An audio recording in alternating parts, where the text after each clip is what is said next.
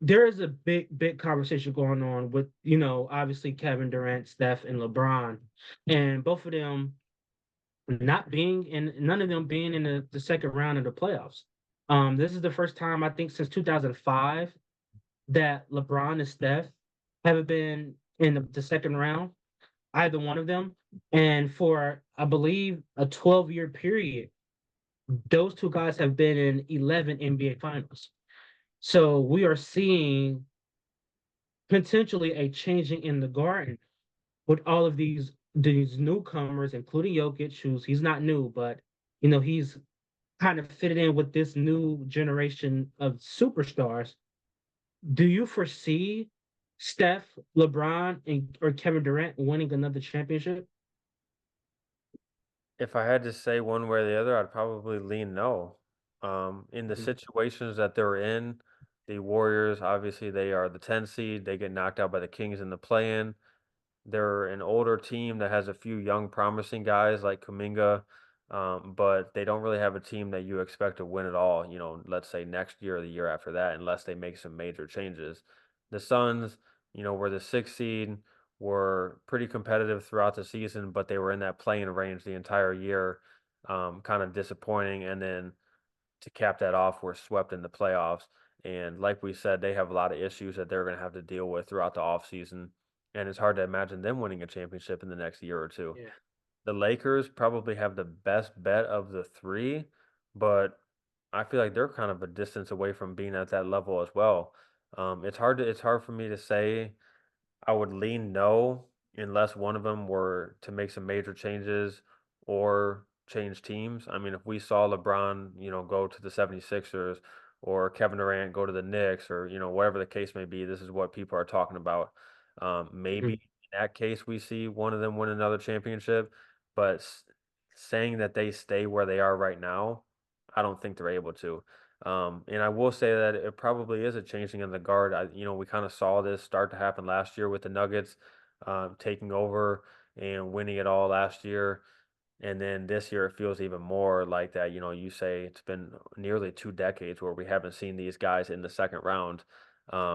And I feel like, we're kind of at that beginning of a new era. We could see guys like Shea Gilgeous-Alexander and Anthony Edwards, really taking that next step. And I think it's a good thing. I mean, I think you have to kind of move on at some point. And I think it's nice that we still have these legends in the game still playing at an extremely high level. I mean, there hasn't been much drop off from Curry, LeBron, and KD, minor over the last few years, but they're still some of the best players in the league. That doesn't mean that they're going to be able to compete for championships. Now there's teams that are built around younger guys that are going to continue to get better over these next few years. So it's going to Mhm. be harder for those guys to compete.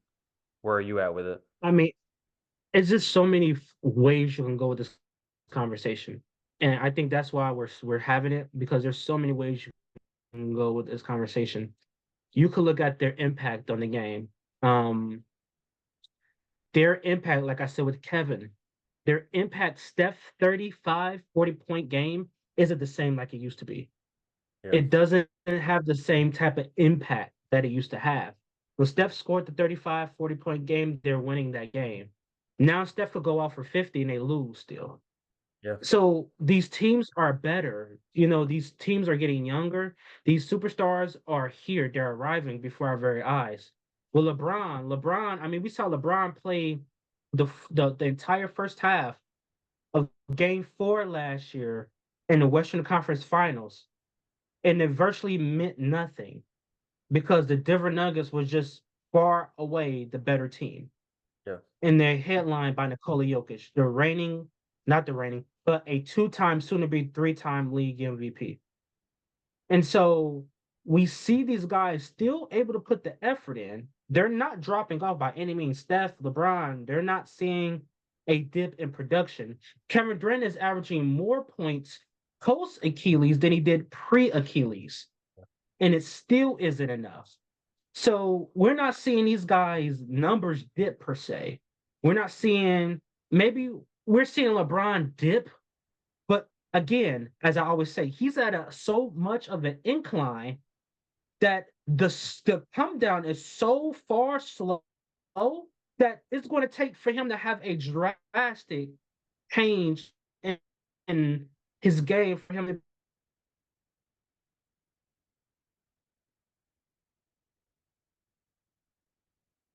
be like,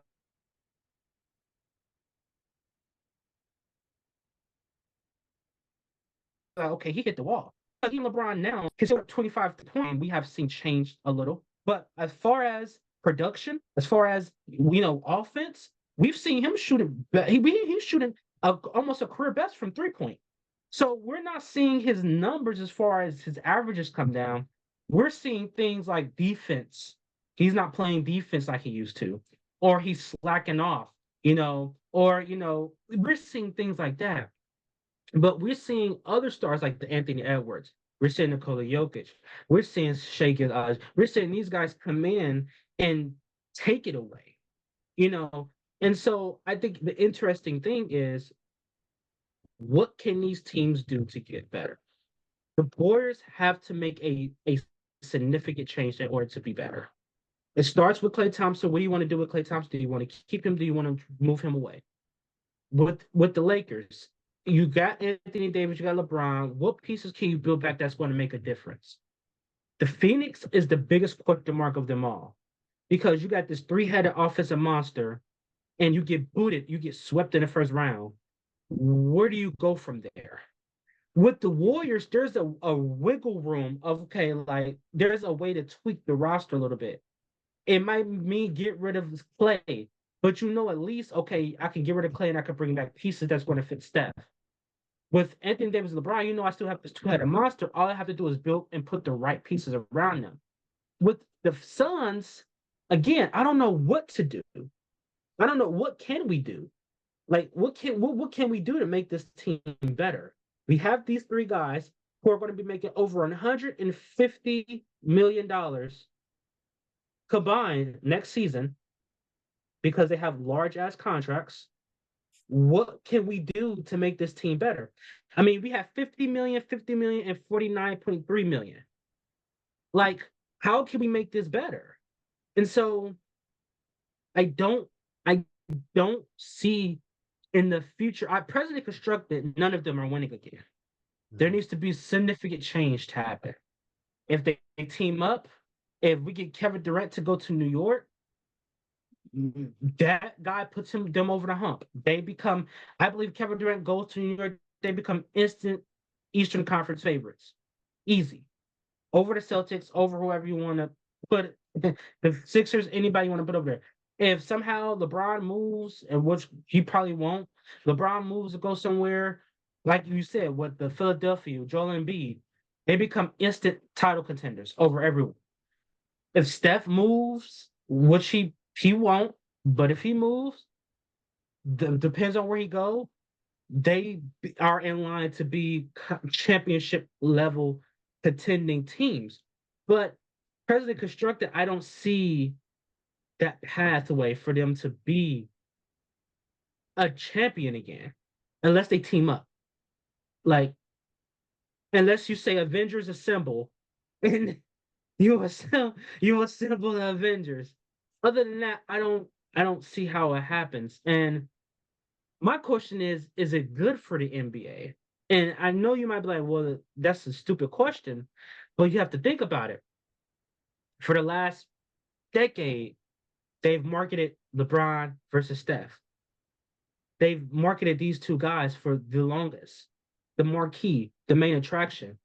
The NBA did what they did with Jordan. They marketed Jordan so much that when Jordan left, there was a drop off for years before we got Kobe and Duncan as the faces.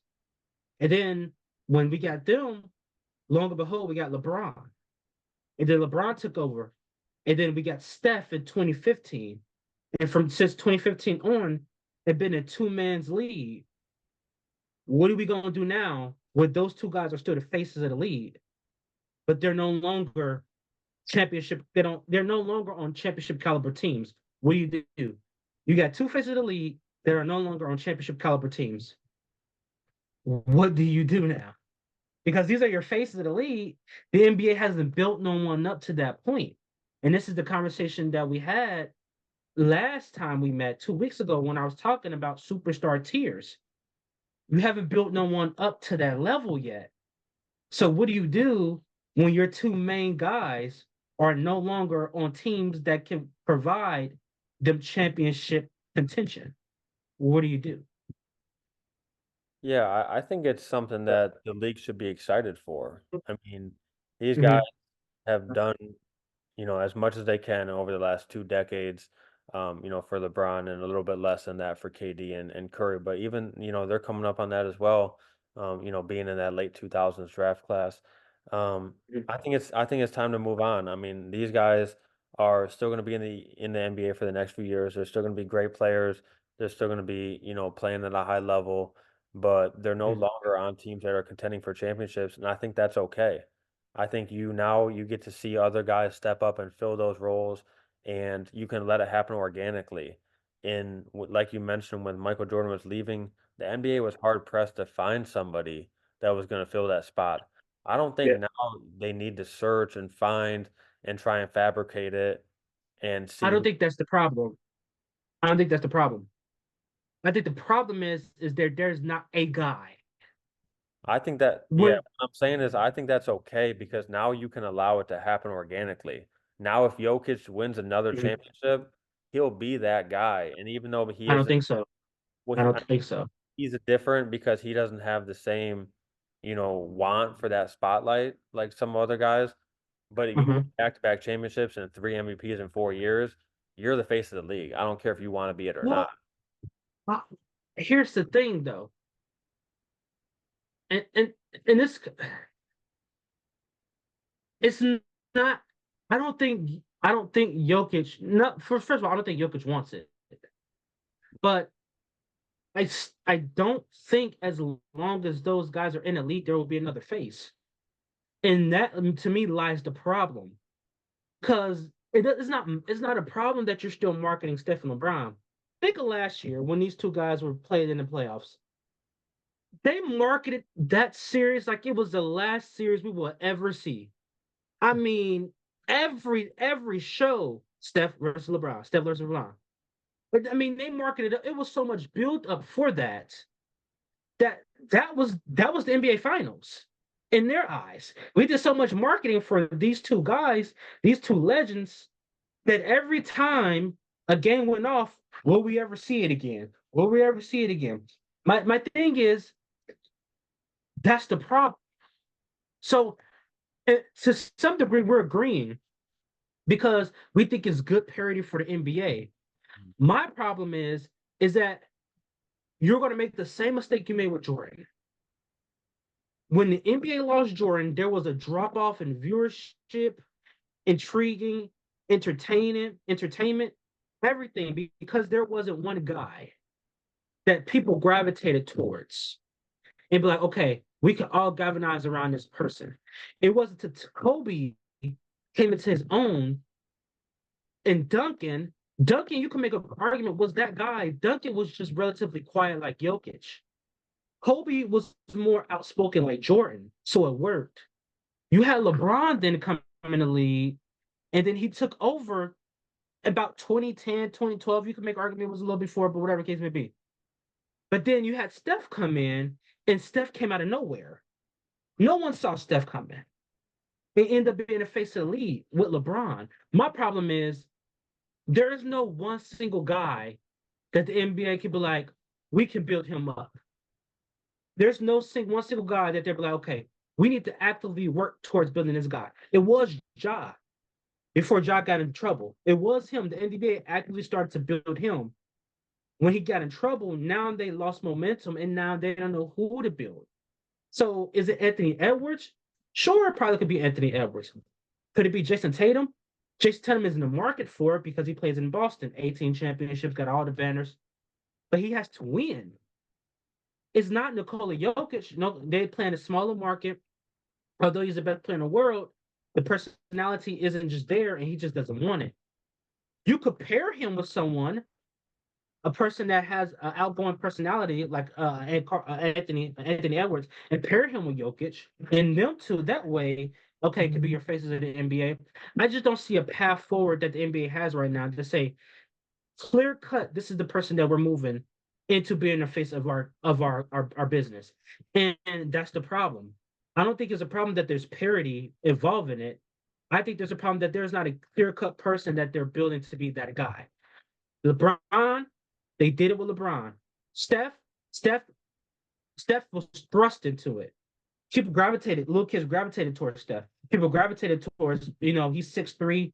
If he could do it, I can do it. They gravitated towards that. And for the longest, they've been building that. I don't know what they're doing now because the two faces of your lead is still the two faces of your lead. When are you going to make? I tell you what's going to happen. They're going to wait till Steph and LeBron is gone, and then try to build someone else. So I suspect there to be a drop in viewership when Steph and LeBron leave. I don't think it's going to be a drop in entertainment because these guys are entertaining. I do think there's going to be a drop in viewership when Steph and LeBron retire. And then they're going to try to make up for that with someone else. The problem is, why are you waiting until they retire? Do it now. You see what I'm saying? Like, instead of putting Steph and LeBron on prime time, put Anthony Edwards in prime time position and have Steph and LeBron be the opening act for them. Don't have Anthony Edwards, your next guy, be the opening act and then have the headline be Steph versus LeBron. These are the old heads. So I think the NBA is just following the same cycle that they did with Jordan, and it's going to end up biting them. See, I think we agree on a lot, like you said, except the thing we disagree on is I don't think it is a problem. I think it will fix itself. I think Steph is a great comparison because he isn't a guy that the league was trying to build up. He made it impossible for them not to. And I think Yeah. you're gonna have guys like that with Jokic or with Luka or whoever wins, a championship over the next few years. It could be a guy like Embiid. We've talked a lot about Ant, Shea, Victor Wembanyama. I mean, there are guys waiting in the wings that are going to step up. I just don't think we know exactly who it is yet. And I think that's a good thing for Yeah. the because I don't think we're in the position where we were when Michael Jordan was retiring, and there was a few years there where there wasn't anybody to step up. I think we have the guys there. We just don't know who it is yet. And I think, being in the media, it's kind of weird because usually you can kind of see it coming, but we just don't. And I think that's okay. And I will say that I think the league has started to push guys like Anthony Edwards and Victor Wembanyama as potentially being that, but they're just not quite there yet. I mean, obviously, Wembanyama is just coming off his rookie year. Anthony Edwards is a phenomenal player, but he's probably still a few years away from being on a championship contending team. So I think those are the guys, along with Jokic, Luka, Shea, Embiid. Those guys, Tatum, those guys are going to be there. We just don't know who's going to be the face of the league. What's the common denominator between all of them? Shea, Wemby, Are we doing the Anthony international Edwards. conversation again? No, no, no. Oh, what They're is all in small markets. They're all in small markets. like you said The about Jokic? only Oh, the, the only person that's not in a small market is Jason Tatum. yeah. So in order for me to see that happen, Steph is in a big market. San Francisco's a big market. But LeBron LeBron is was in. LeBron was in Cleveland and KD was in OKC for the better part of their, careers when they became the player that they were. So I Well, think you LeBron can was a break through that. LeBron was a phenom coming in. You see what Right. I'm saying? Yeah. And Kevin Durant, no matter how we want to look at it, Kevin Durant has never been on LeBron level as far as superstardom. Yeah. He was a great he's an all-time great player, but as I said, and people thought I was crazy, but I don't think I'm crazy. Kevin Durant has never dribbled the basketball a better as he has never took a dribble on the basketball court as a better player than LeBron. I just don't know how else to put it. Like, he's never been a single day. He's never been a better player than LeBron. So when you have that, LeBron was a phenom coming in. LeBron could have came into the NBA at 16. He was a phenom then. So he was already being thrust into. I mean, he was being thrust into being the face of the league. They made him the chosen one. Yeah, I think you're right about LeBron, but you think for, guys like Jokic that they have to be in a bigger market to be the face of the league? Because I don't think that's the case anymore. I think in order for someone to set themselves apart, you could be lumped together in a group. the thing, that's what I'm saying. We're disagreeing to agree, but we're agreeing on a lot. I believe there could be multiple faces of the league. Like I believe there could be three Yeah, or four people that they can market and be like, okay, these are your faces of the NBA. yeah, I think what it is that if you're going to go that route and say, okay, we have all these guys in a small market, but we want to group them all together as the face of the league, I think that works perfect.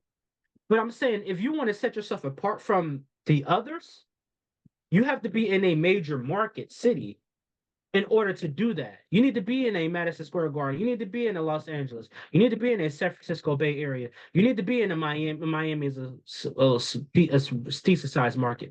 But again, LeBron was the face of the NBA and he was in Miami. It has to be somewhere where a lot of eyes can see you.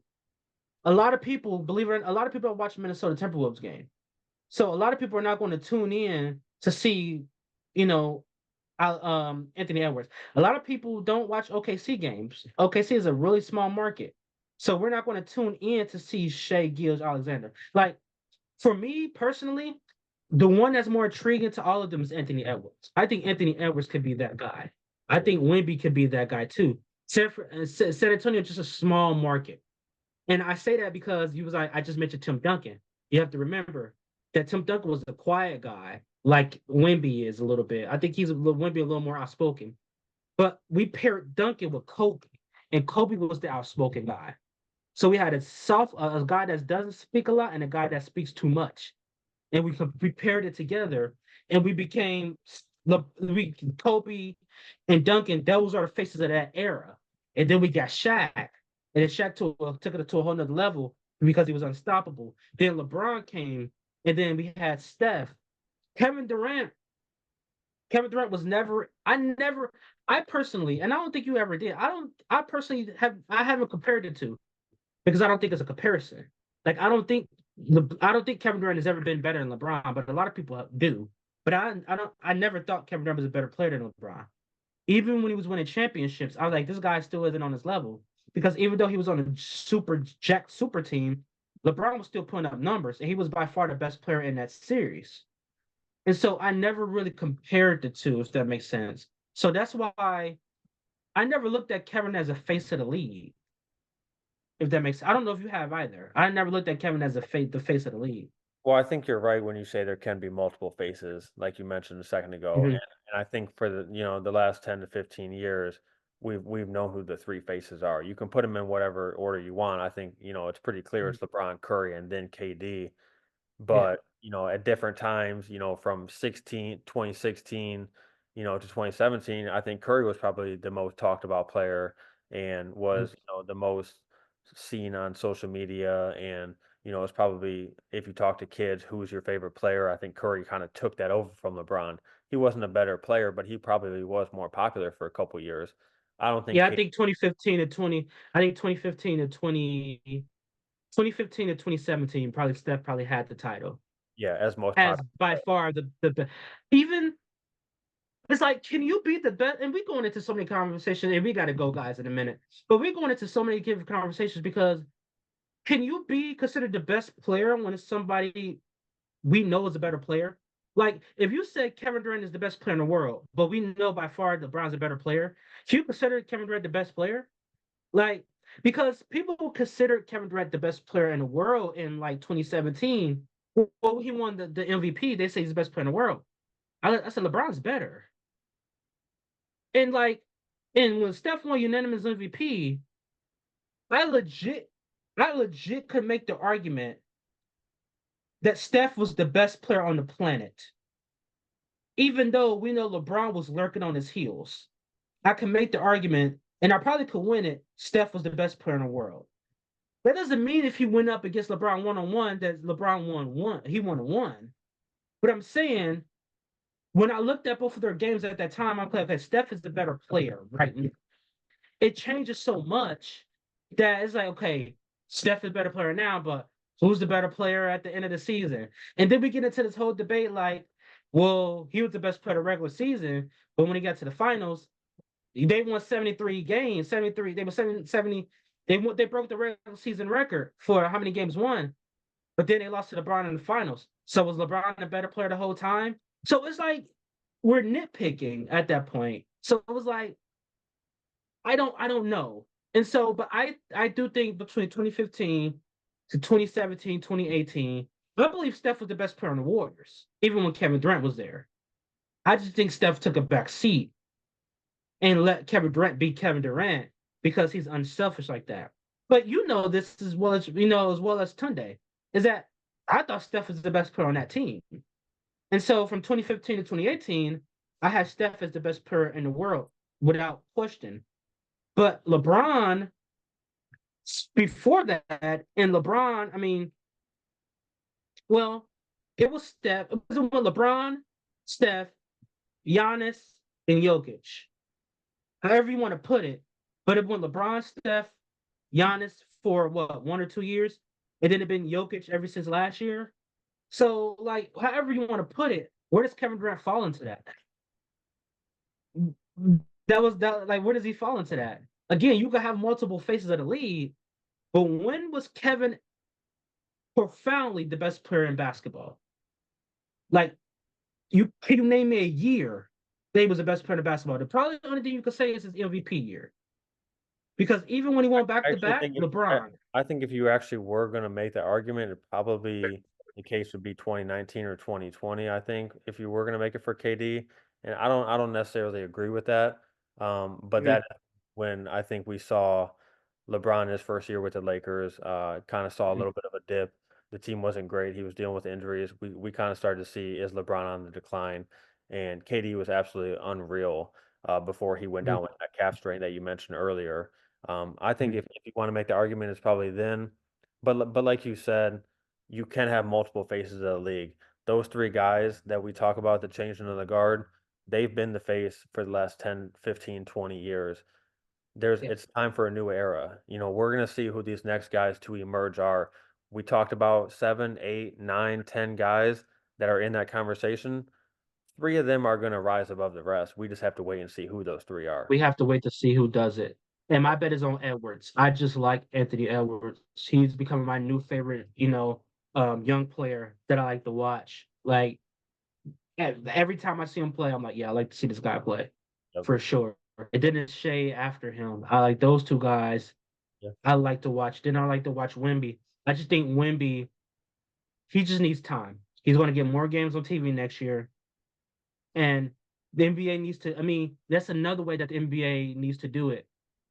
Who has led the NBA in the most games on TV the last 5 years? It has been Steph Curry and the Golden State Warriors. They have had the most national televised games in the NBA for the last 5 years. And that's because of big market, and that's because of Steph Curry. Then it's been the Lakers and LeBron. You have to start putting these guys on TV more before they can start, people can start seeing them. You need to start putting the Timberwolves on more than 30 games on TV, national TV. Start doing things like that. Start implementing little things step by step.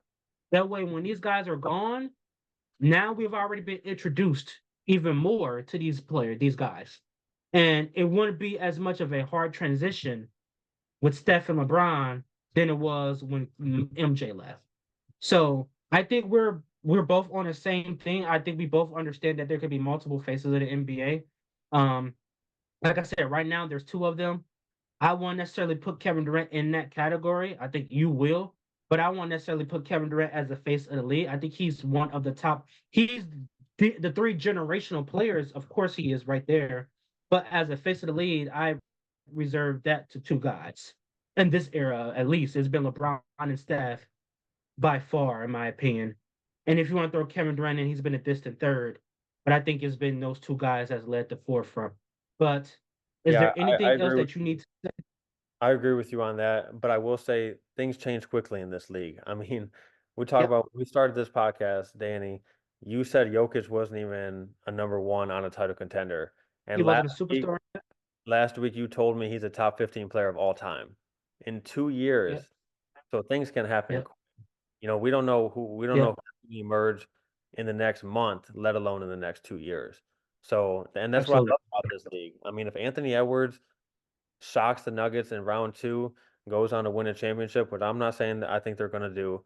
I've been saying it, since the last probably 5 months or so, that it seems like the Celtics and the Nuggets are on a collision course for the finals. Of course, yeah. But if somebody shocks the world and Anthony Edwards is leading that charge, who you never know with this league. So, it's hard to say where we're going to be in a couple Yeah. years. Yeah, I definitely did have those words and sentiments on Nikola Jokic. I wasn't a believer in him. I'm gonna be the first one to tell you. I wasn't sold, I didn't buy it. I didn't think he could be that guy for that team. He still can't jump off the curb, and he couldn't jump off the curb then. Yeah. But he has definitely changed my perspective. I mean, I did say he's a top 15 player. He is the best player on the planet. He's been the best player for the last 2 years now. Undoubtedly, there's no one's been close. Yeah. And so when I'm wrong, I'm wrong, or I'm not even gonna say when I'm wrong. When I see new information, my perspective changes. Yeah. And so I wasn't wrong back then. I didn't think he was that I don't guy. know. And up until that point, he wasn't that guy. I And think so up until that well, point, he wasn't. we always disagree because I think me and Tunde at the time were saying that even though he hasn't done it yet, we can see that he is that player. Sometimes you got to Mhm, look ahead and project and say because Jamal Murray is hurt or because the mhm, series broke that way or whatever the case may be, they mhm. haven't been able to get it done in the postseason yet. But he is that level of player, and I think we're going to see that with some guys over the next couple years. I mean, if Shea Gilgeous-Alexander gets eliminated in round two, people are going to say is he not as good as we thought? Is he not a top 5 player in the I league? wouldn't have that. I would not even put that on him yet. I Like wouldn't either, if but, he that yeah. always happens with superstars where it comes to the point where the media starts to put that pressure on them to win. It's Mhm, gonna happen with Luka, Embiid, guys that have gone on runs but haven't got it done yet, and mhm. that's what happens in the NBA media, but like I said, you never know where things are gonna end up, so I feel like we just gotta wait and enjoy it. Luka, however, to me is the closest. He's the closest right now Mhm. because Luka has the game for it. He has the attraction for it. But I do believe it's going to be Anthony Edwards. I do. It might be a collection of them, but I do believe Anthony Edwards is the forefront of it. But you want to know one thing before we go? The most disappointing thing that can happen this season, and which it probably won't happen, but the most disappointing thing that can happen and the biggest thing that can happen is from the same player. If Jason Tatum loses, he goes all the way to the back. Oh, Anthony Edwards passes, in my opinion, Anthony Edwards has passed him, not far as a better player. I'm yeah. talking about status in the league. I'm talking about status where he is in the league. Anthony Edwards passes him. Shea Gilgeous passes him. Jokic had already been past him already. Like We see those how three, things play Luka, out. Luka's been past him. Yeah. So those four guys, Shea, Edwards, Luka, Jokic, they will by far be forefronted as a potential better face of the league than him. Not saying they're a better player. I'm not saying I'd take them over Jason Tatum. But if he wins this year, I mean, he puts himself in prime position.